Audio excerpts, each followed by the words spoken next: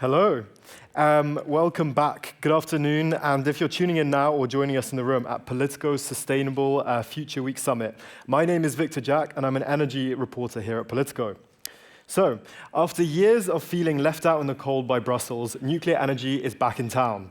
The sector, long plagued by cost overruns, political criticism, and delays, is now betting hard on a resurgence, surfing on fresh political momentum fueled by Russia's war in Ukraine.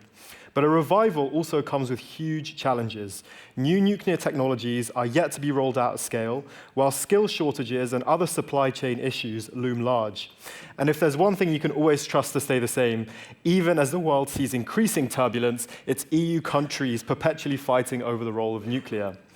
Those issues and more will now be the focus of the next European Commission, which took office this week, from questions of funding, to developing technologies like advanced small-scale reactors. Its decisions could fundamentally reshape the sector's fortunes in Europe.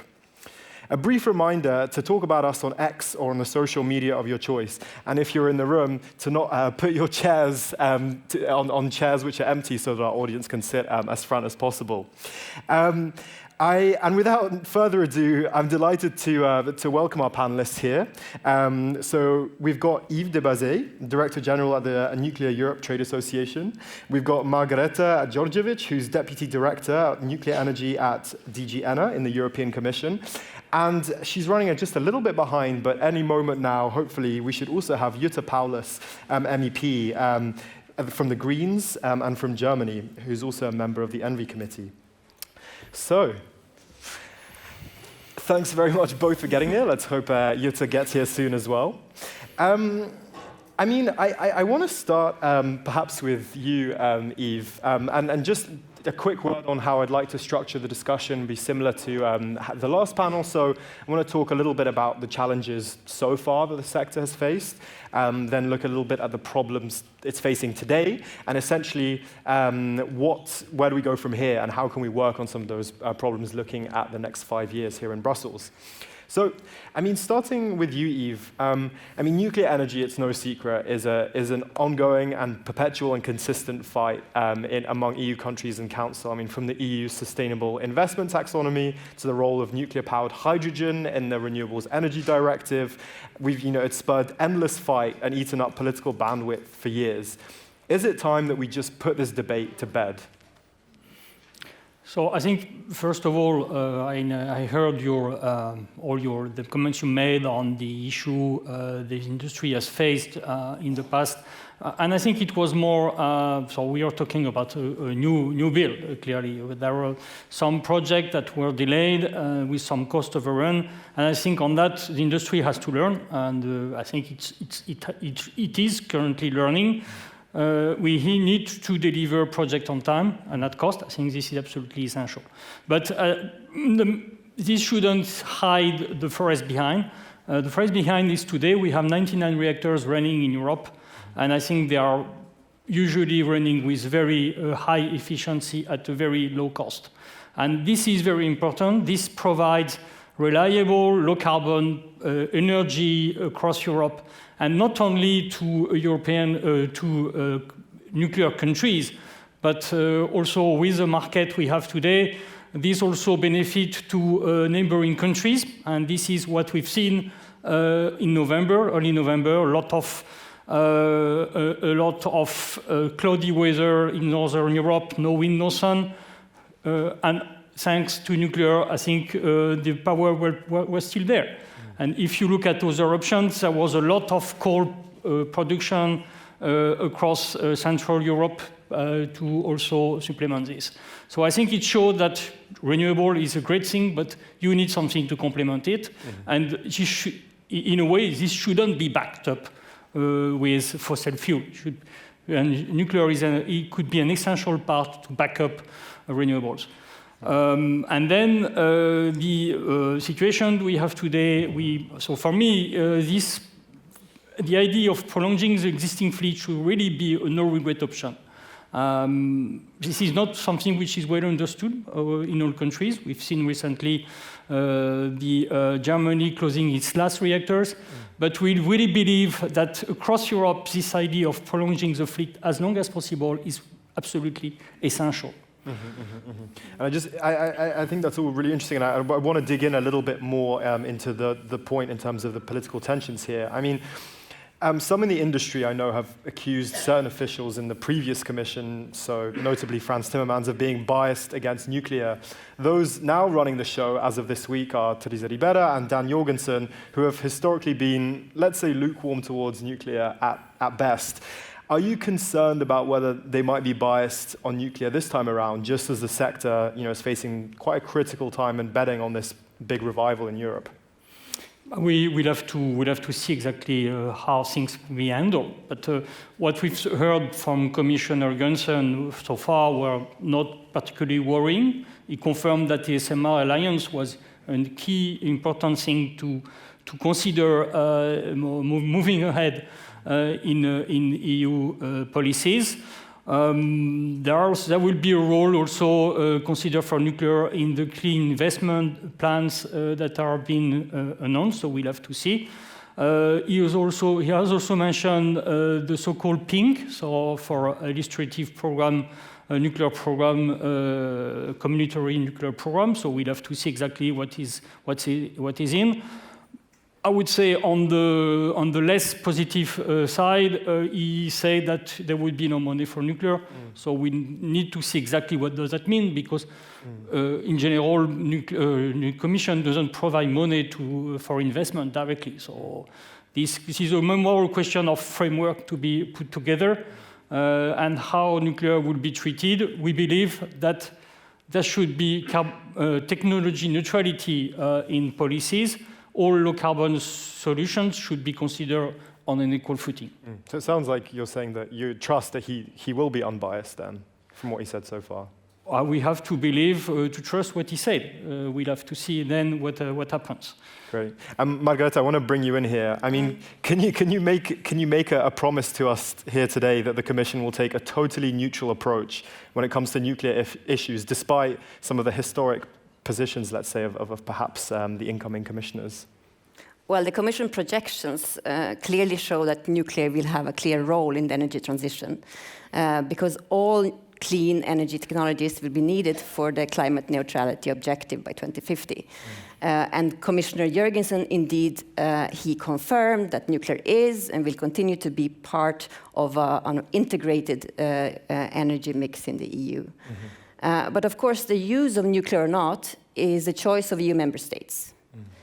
And about half of EU member states, they have chosen to use nuclear according to their energy transition strategies. And when developing these strategies, member states, of course, take into account their own national circumstances. Those that choose nuclear in their energy mix, I mean, they refer to the fact that nuclear can provide a stable and reliable energy source to complement renewables, as was just said. They also refer to that despite having initial high capital costs, it can have low operating costs and also low system costs. And some of them also refer to security supply objectives to use nuclear. From the Commission side, what we do, we emphasize that if you use nuclear, you need to ensure the highest nuclear safety, waste management, security, non-proliferation standards. And we also emphasize that it's important to ensure diversification, security supply, also in the nuclear sector. To diversify away from Russian supplies, including for nuclear fuel services, spare parts, and so on. And I guess on this question of neutrality, then it seems like you're saying that the Commission will be as neutral as it possibly can for the next mandate when it comes to nuclear, given how sensitive it is now. Is that a fair interpretation? Well, the Commission has the objective to have an integrated energy policy. And that will be technology neutral. And this will be reflected in the flagship initiatives that the Commission will propose. We have heard about the Clean Industrial Deal. We were just referring to the Clean Investment Plan. So, of course, there is a clear objective there to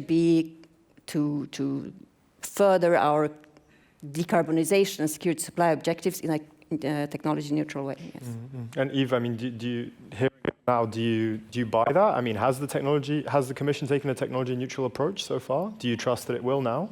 We've seen in the recent past a lot of positive things when it comes to nuclear. So you mentioned taxonomy. I would also mention electricity market reform. Nuclear now is eligible also to CFDs, PPAs.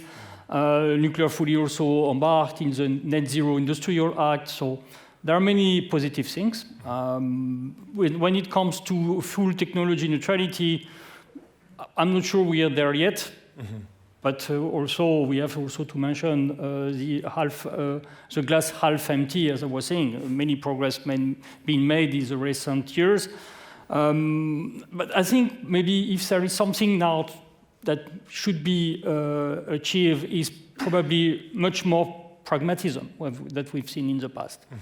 Mm-hmm. I think we also have to be and I have one example in mind. I don't know if you will like it, but hydrogen. I know there is a panel on hydrogen afterwards, but this question of hydrogen for me has become a very Byzantine angel sex debate in Europe, with the different shades of colors of hydrogen, green, blue, red, pink, purple, whatever. The full rainbow. And why is the debate so complex? Should I ask a question? The Americans have solved the issue. There is clean hydrogen and the rest. Clean hydrogen, you have to set some threshold and ensure that the threshold decreases over time, and then it's eligible. Here, and this reason why we are unable to end up this debate, and this delegated act on hydrogen is still in the limbos, because it has become so complex to consider what is exactly eligible to what. So let's be pragmatic. Let's find a way to consider that the only objective is decarbonization at the end. So this is my thinking. And Margot, just on the last point of this section, I obviously want to give you the opportunity to respond to that as well. I mean, has the Commission, in your view, been not pragmatic enough when it comes to nuclear? And is it time to break down all the colors of the hydrogen rainbow into a couple instead? Would that be simpler? Well, I think that the Commission has been pragmatic in the sense that that we have already proposed a number of legislation that is supporting nuclear. For example, the taxonomy regulations, the electricity market design revision, and also the Net Zero Industry Act. So from that point of view, we have done a lot already. But indeed, going forward, we intend to make sure that we have this full integration of our energy policy in a sense that we can have a full picture, let's say, in the next initiatives to ensure this technology neutrality. Great, great.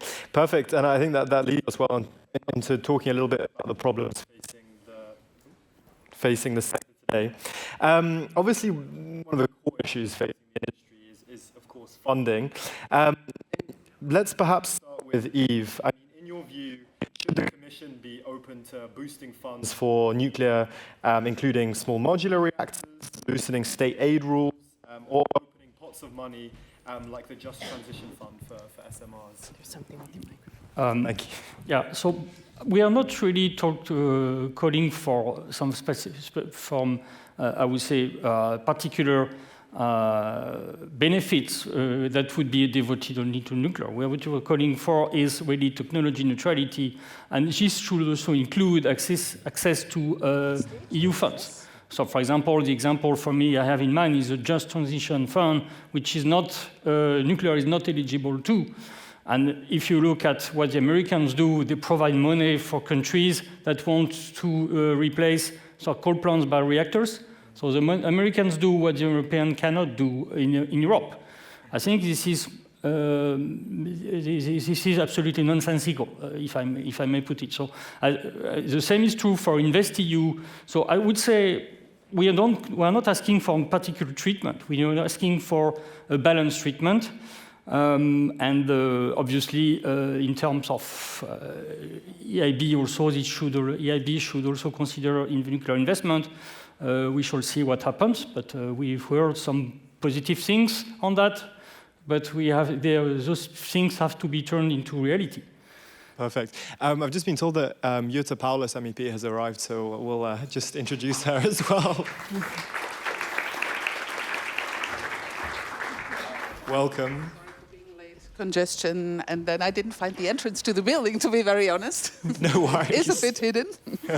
Well, thanks for joining us in any case. So we were just talking about funding for nuclear, especially in the next mandate. I mean, perhaps like your take on that straight away, if that's all right. I mean, what, in your view, do you feel that, perhaps when it comes specifically to advanced technologies like SMRs, that the Commission and the EU should be opening to loosening state aid rules or even opening up certain pots of existing money towards funding them?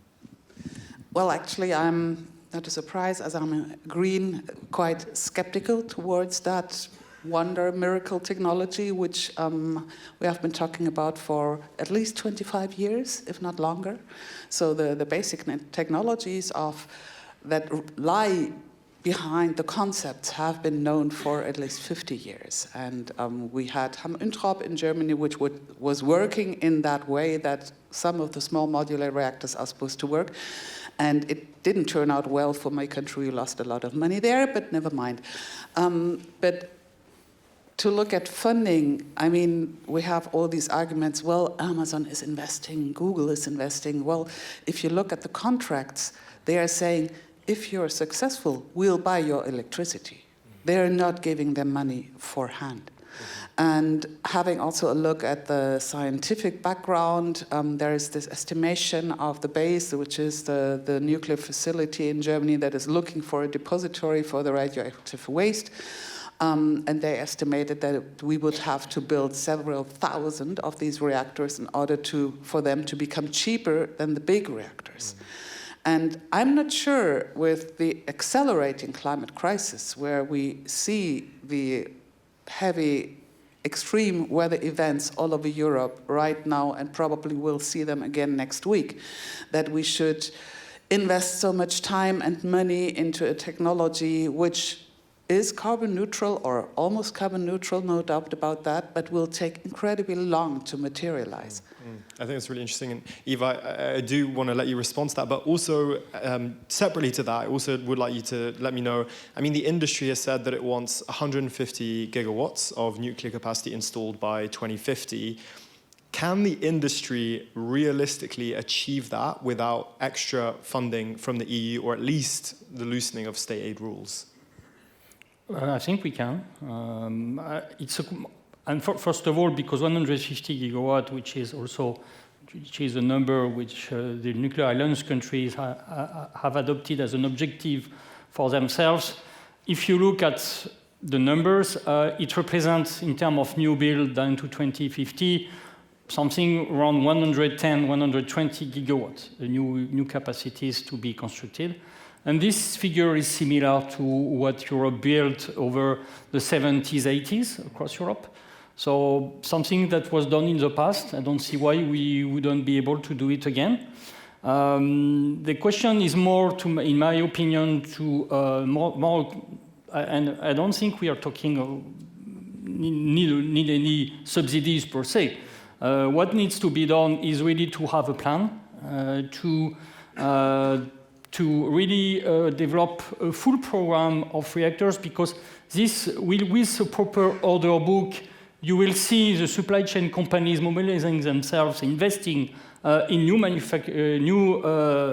factories, investing in new capacities, and obviously this will have an impact on the cost. The cost will decrease, and we estimate that between one first unit of a kind and a 10th one, the decrease in terms of per unit cost is around 25–30%. This is what we've observed in the past. There is no reason why we will not be able to do the same.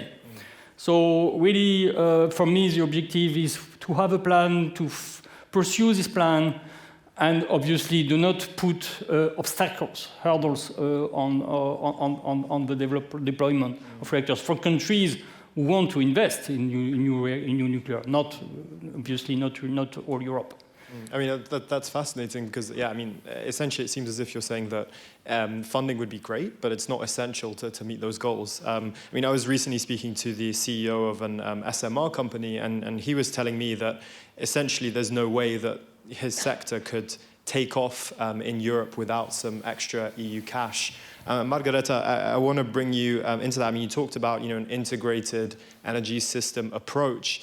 If that does include SMRs, and SMRs are helping contribute towards us making certain targets by certain dates, then should the Commission be open to considering new forms of financing? Well, in our view, SMRs, indeed, they, if they're deployed in time, can contribute to our decarbonization goals. But for that to happen, we have to accelerate the deployment, and that's why we launched in the beginning of the year the European Industrial Alliance for SMRs, in particular to increase collaboration among stakeholders and also to develop EU supply chains for SMRs. Now, this alliance is very much industry-driven, and their objective is to identify the most promising projects. In accordance with his mission letter, Commissioner Jørgensen will bring this work forward in the alliance with the aim to have these SMRs deployed in Europe by the beginning of the 2030s. But currently, the Alliance is working on the opportunities for these SMR projects that are most advanced, and they are also looking at the challenges that these SMRs have, for example, on investment barriers.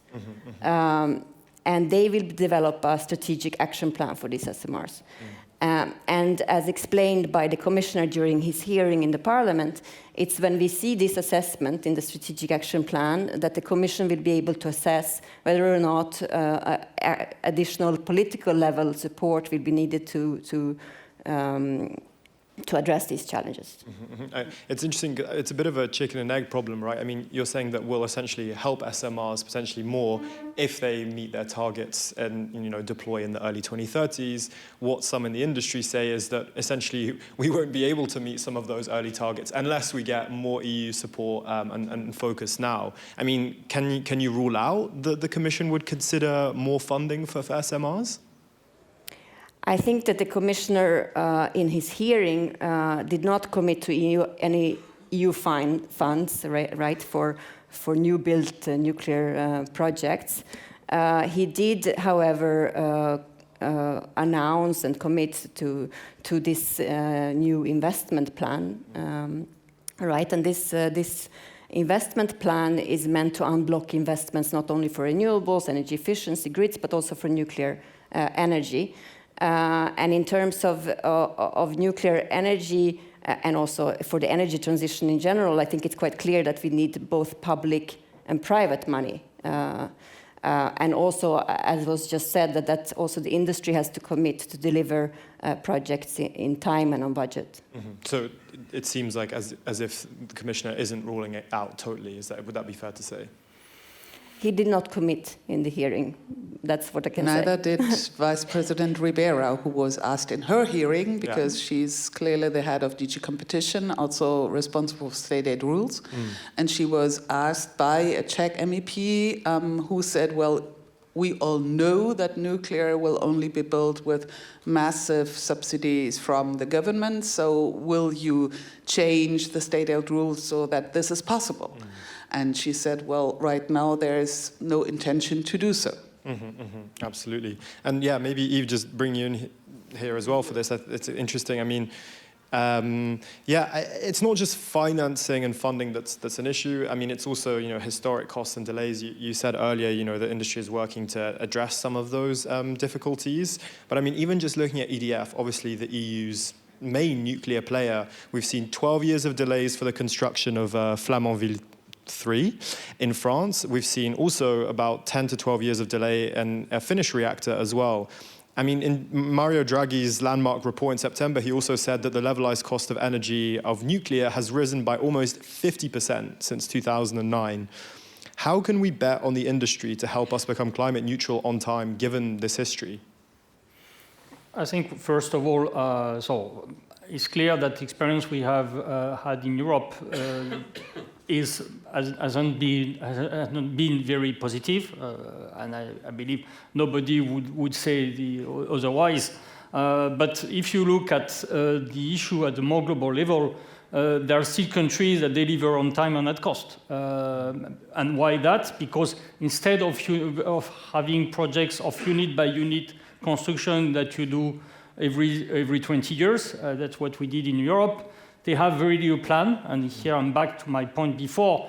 They have a plan, they have a program, they have like 10 reactors under construction by now. And with this approach, they are really able to masterize very well the projects and they deliver on cost and at time. And the costs are much lower than they are in Europe.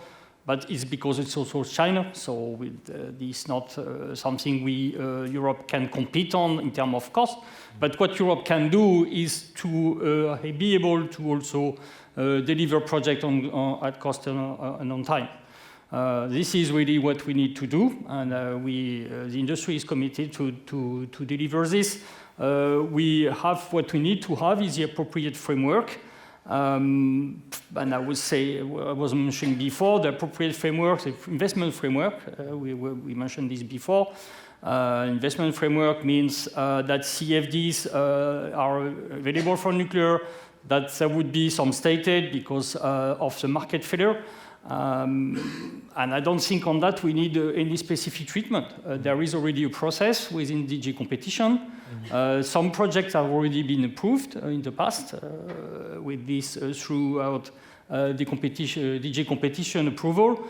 We're absolutely fine with this. I don't see any problem going into this.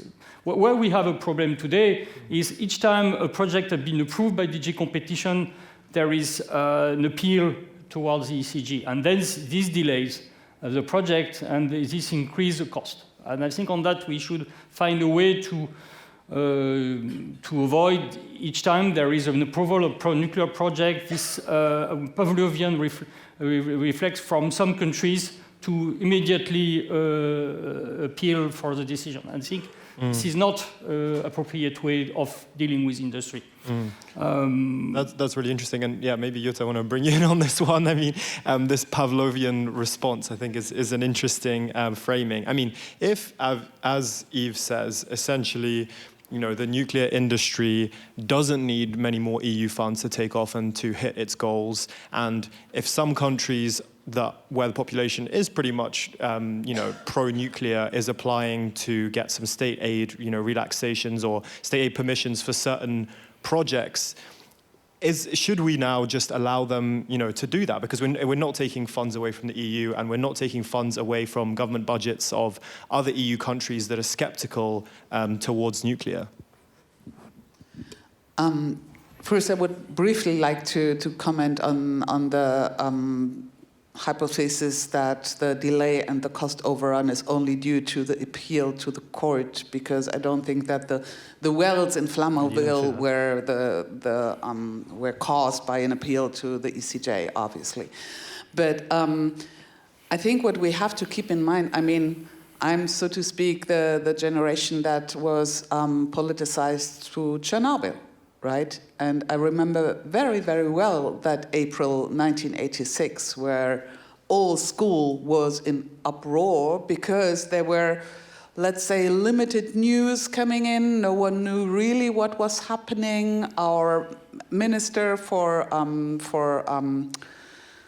Interior said, oh, it's not a danger for us at all. Then peasants had to throw away all the milk because there was, of course, a fallout. And that was 1,600 kilometers away from the town where I lived by that time. Because, as everyone knows, Chernobyl is what is Ukraine today. It was Soviet Union by the time it blew up. So I'm not sure whether it's fair to say, well, the neighboring countries shouldn't have a say in this. On the contrary, we have very clear European legislation about cross-border environmental sustainability procedures which have to be taken into account. And of course, a neighboring country can say, hey, we do have some restrictions on, we do want to know what happens if, and to take this into account. I mean, it has taken a while to get us there, and I would rather not backtrack because at the end of the day, it is a safety issue also for the people in the neighboring country. But I do have an additional question. Maybe it was covered before I arrived, but I'm really, I really want to know two things. First, talking about the supply chain right now, we are still very dependent on Russia when it comes to uranium, or Kazakhstan, both countries where I think we don't have the most friendly relations to right now. And second, what are you gonna do when future summers get ever hotter and river water levels get ever lower? I mean, we had the situation in Germany having to shut down coal power plants because of missing cooling water, and I'm sure that you had a similar situation in France, didn't you? I actually might address some of those points to you, Margareta. I mean, what can the Commission do to tackle some of these issues going into the future? So both, in terms of helping manage nuclear reactors' adaptation to the warming climate, and also some of the supply chain issues and vulnerabilities and dependence on Russia. I mean, I think Kazakhstan relations are kind of okay for now, but Russia in particular, I'd be interested to hear your point of view. Yes, I'll start with the second one first. So indeed, we have dependencies on Russia in the nuclear sector, not so much on uranium as such, but on nuclear fuel. We have, in particular, for 5 member states that are still dependent on Russian fuel for the Russian-designed nuclear reactors. We have been working with these member states, and we are doing some progress in the operators in those countries contracting alternative fuels, and some of them have even already been able to load this alternative fuel into their reactors. We also have a dependency on fuel services, conversion, and enrichment for about 20–30%. And here it's a more of a global issue that we have to tackle together with our like-minded Western partners in order to increase capacity for these services apart from in Russia. There is also dependencies on, for example, spare parts, also for these Russian-designed reactors, but possibly also beyond, and also maintenance services for these reactors. So from the Commission's side, that has already been announced also by the new Commission, we are working on a roadmap on ending Russian energy imports, and this will also encompass the nuclear sector. So we are looking into that very closely, trying to develop strategies, but of course the strategies include also, as I said, diversification, but also fuel stocking, for example, and capacity building.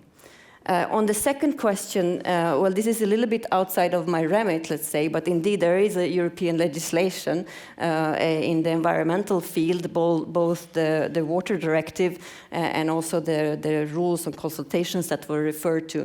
But I must say that it's not really within my competence to answer exactly how these apply. No, that's really interesting, and yeah, maybe just touching on the nuclear value chain point. I mean, we'd seen, in the Commission's handover document in July that one option might be customs duties on Russian nuclear fuel, possibly some sanctions.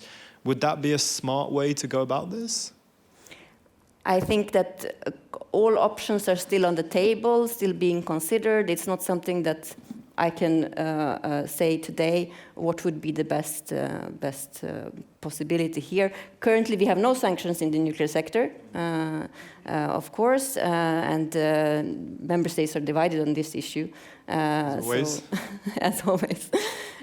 So, yes. no, I can't really say what will be in that roadmap. All right, perfect. I want to briefly just move on to looking a little bit ahead at the next mandate as well. Eve, I want to bring you in here.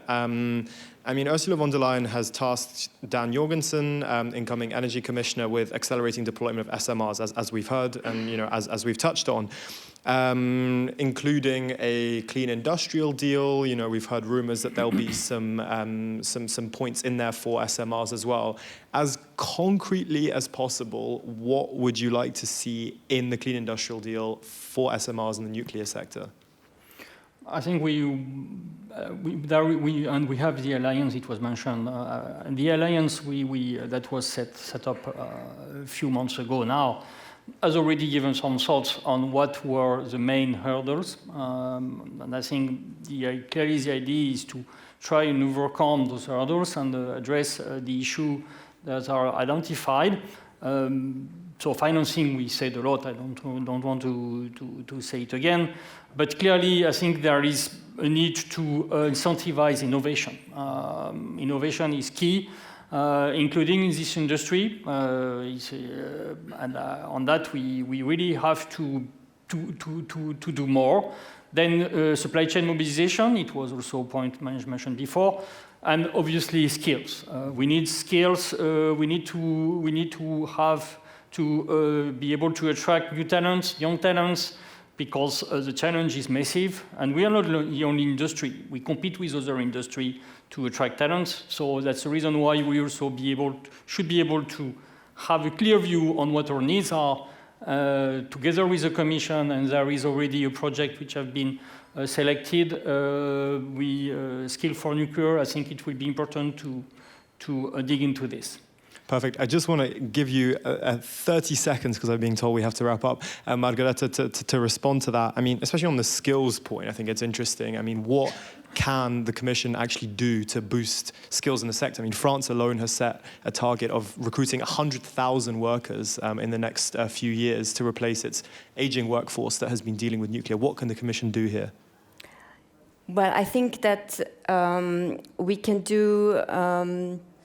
we are already doing quite a lot, actually, not in my department, but in the JRC, for example. They have a lot of training offered on nuclear skills, but it is really a very important topic and very important issue that is a bit of a ticking bomb, because it's something that takes very long, let's say, to implement, and we need to act now in order to have the necessary skills when it's needed. So I think that we could do more. Exactly what? We have for example, in the Net Zero Industry Act, we have the skills academies and things that we could look into. And I think I'm not completely familiar with exactly what is planned in general on skills, but for nuclear skills, we are looking into attaching this to the more general policies. Yes. And I know we have to end now, but I'm desperate to ask one more question for 30 seconds. Jutta, I'd just like to ask you a little bit about the politics, because you missed the first part where we talked about that as well. Obviously, the key opponents to nuclear within the EU are Germany, Austria, Luxembourg, and occasionally Denmark as well. But the CDU looks set to take power next year, and several CDU politicians have been far warmer towards nuclear than the current government. Are you concerned that a more nuclear-friendly Germany could tilt the balance in nuclear's favor in council discussions? Well, for the plans for Germany, there have been the proposals to revive the mothballed nuclear power plants, not to build new ones, but to revive the mothballed ones. And now the operators have said no way, because they said we would have to invest so much, which was not done, because after Fukushima, when all operators had to invest something in safety, they were told, well, okay, for the 10 years you will keep running, it's fine, you don't have to do the investment. And so they would have to invest huge sums for decreasing full load hours. So the operators are no longer interested in reviving the plants, and they're also not interested in building new ones. So the question would only be, what happens if we have legislation in Europe upcoming where we until now had, let's say, different majorities in Parliament as well as in Council. Already in the last mandate, we had a pro-nuclear majority in the European Parliament. We had several resolutions where we had the pro-nuclear side winning. And in Council, I think it depends a bit on what are we talking about. Are we talking about a skills program, or are we talking about massive subsidies? If it's funding, are you worried? Pardon? If it's about funding, then would you be worried?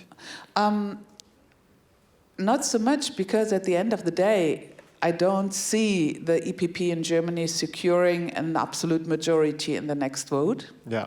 So they will have to have a coalition partner.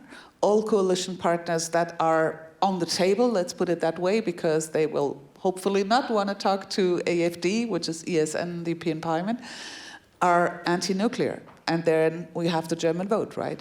Okay, interesting. Perfect. So I want to thank all of our speakers very much for their contributions.